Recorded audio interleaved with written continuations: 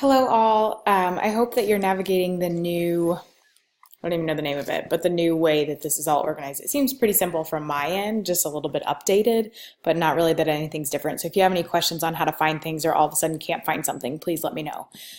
This week's learning is all about the law as it relates to teaching and learning. We're going to do a couple different things with this week's learning. So I'm going to dive right into the expectations for the week, and then I'll talk about some things that I think are important to pay attention to.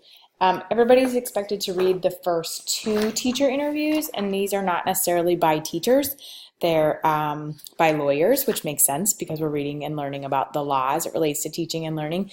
And this week's learning is really important, not that it's specifically about your job within the classroom as a teacher and the impact that you're going to have on kids, even though it will relate to that. You're going to read some kind of horror stories or learn some horror stories of teachers that have done the wrong thing. And I know that you hear about those in the news frequently, about things that teachers do that are extremely inappropriate and do cause harm on students. And we have to remember all the other teachers that are doing amazing things in the world that aren't in the news. But everybody's expected to read that first part to page 298. And then you're going to see in the discussion post, I've assigned certain pages to each one of you. Mackenzie, if your name's spelled wrong here, I'm really sorry. I need to look back at the discussions. I always get mixed up if it's MAC or MC, so I'm thinking it's wrong, and I'll get that fixed. I'm sorry.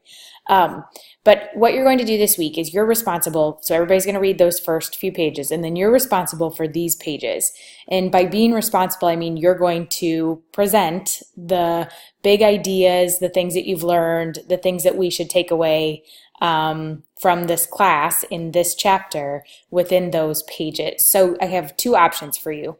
You're either going to create a Powtoon or you're going to video yourself like I do every week using Screencast-O-Matic. You could use Photo Booth, whatever technology you want to use, iMovie to video yourself, I don't care.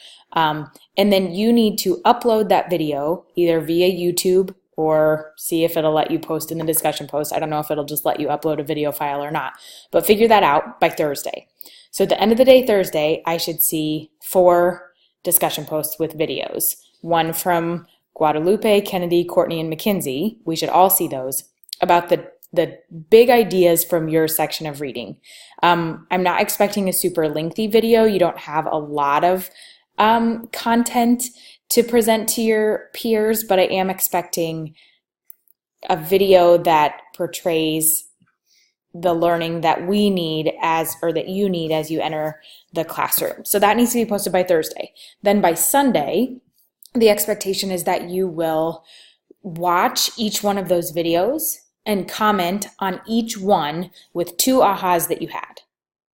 Okay, because we need to have the whole learning of the chapter. And then the last pages of this chapter is expected to be read by everyone, and it is specifically laws related to your job as a teacher. Not this whole chapter is not about that, but it really focuses in on that piece. So that's a little bit different this week, but I'm excited to see all of the videos and the learning that you present to us.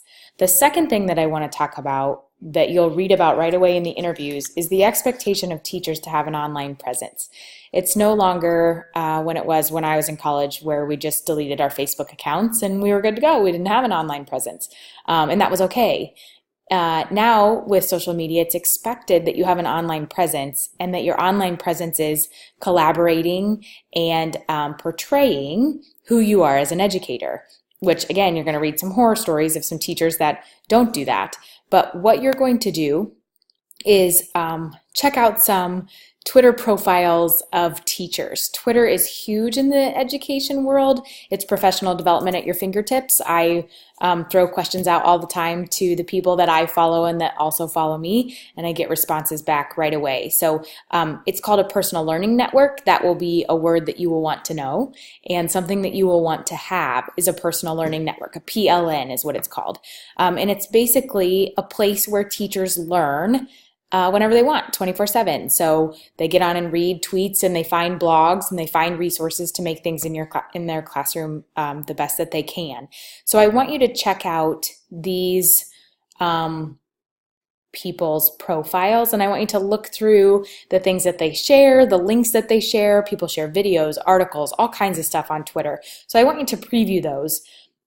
I also want you to search for these hashtags. So teachers get together on all different nights. There's all different kinds of chats that are happening on Twitter, and it's moderated by usually a couple people, and those couple people will have some questions, usually between 6 and 7 questions in an hour, that they throw out there, and then everybody uses that hashtag to respond to those questions. So it's awesome. I've been in both the Iowa Ed Chat and the SBL chats as my schedule allows. I haven't ever been in this chat, but there's some of the people that I follow and that I respect a lot in the education world that do this one. It'd be interesting to search for, like Kennedy, I know you were interested in government or teaching history, so it'd be interesting to look and see if there's a Gov chat or a Gov Ed chat, or like search around for some Twitter chats that you think, like I know secondary ELA has a chat that all the secondary ELA teachers get together on. So I want you to be aware of the importance of Twitter. There's Facebook groups all over the place for educators.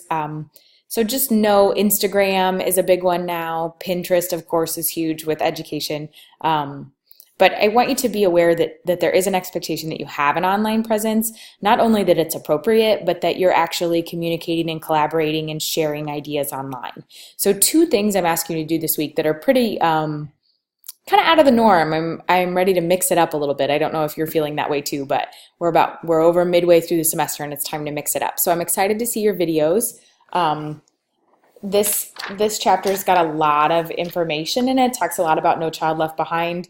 I'm not going to go into a lot of this because you're going to present on this week. So I will let you go. If you have any questions on what you need to be doing this week, please don't hesitate to ask. Keep up on your reflection or your reflections for your observation hours. I know I'm checking up on them again and noticing that some of you posted last week, so you had some of you have been observing every week, which is amazing. And you've been posting and keeping up on that. So that's great. I'm sure you're close to reaching your hours. If you're not, you need to get on it. Don't wait until the last week. Please don't wait until December to complete your observation hours. Teachers' lives get a little bit crazy towards the end of the semester, so be respectful to the teacher that's letting you observe and know that you can get your observation hours taken care of before the very last minute. Don't procrastinate. Okay, any questions, let me know. Have a good week.